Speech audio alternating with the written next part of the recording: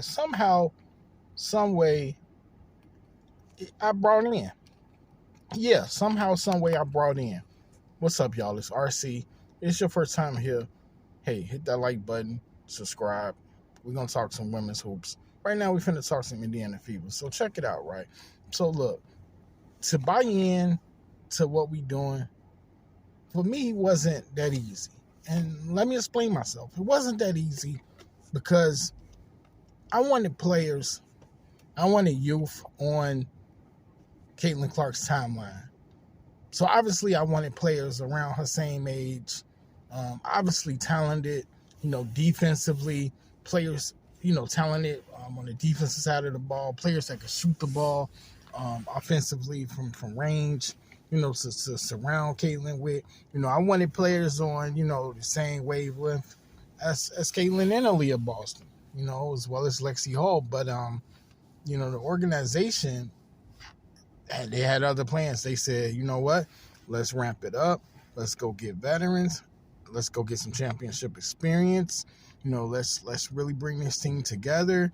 Let's push all our chips in. Let's go win now mode, and put the best pieces around Caitlin Clark, best pieces around Boston and Kelsey Mitchell, and try to get it done. And when you look at it like that, you can't hate that, especially if you're a Fever fan like I am. I always wanted them to put the right players around Caitlin. Now, will these players fit? I feel like they will. I especially feel like Sophie's gonna fit. There's already camaraderie there with Caitlin. She's already a big Caitlin fan. Sydney Colson is gonna add that comedic touch. She's a guard that if you insert her into the game, she'll give you good IQ basketball. She'll give you intangibles. She's a good rebounding guard.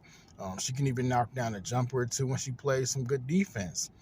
So you look at the pickups. Colson's a pretty good pickup, a C plus in my eyes. Maybe a B for what she provides to the locker room. You look at the pickup of Sophie Cunningham, who adds great three-point shooting. She adds a super, super excellent defense.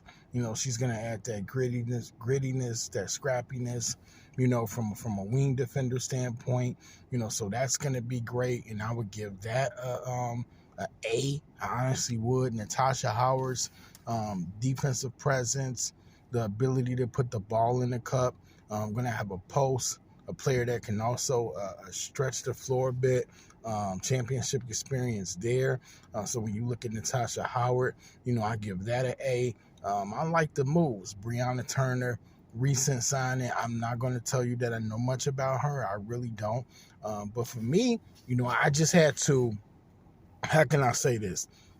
ORC had to look at things and say, you know what? This team, is not going to go the youth way. Seeing Grace Berger get released was that was an eye opener for me. Same thing with Victoria Saxton, and even more so bringing in Sophie. I was not opposed to it, but I'm like, damn, we just gave up the number 8 pick. But that just let me know S got real, and y'all know what the S stands for. It just let me know, okay, it's about winning. And even though we turned the season around last season, it's about doing more. It's about contending for championships, perennial playoff contender, trying to go deeper and deeper into the playoffs. So that number 8 pick possibly could have ended up like Celeste Taylor, possibly, could have ended up like Grace Berger, two relatively high picks. And that just, I won't say they didn't pan out, but the opportunity just wasn't there. So, you can't waste any years with Caitlin Clark. I don't know how people take that. I mean, she is just 23.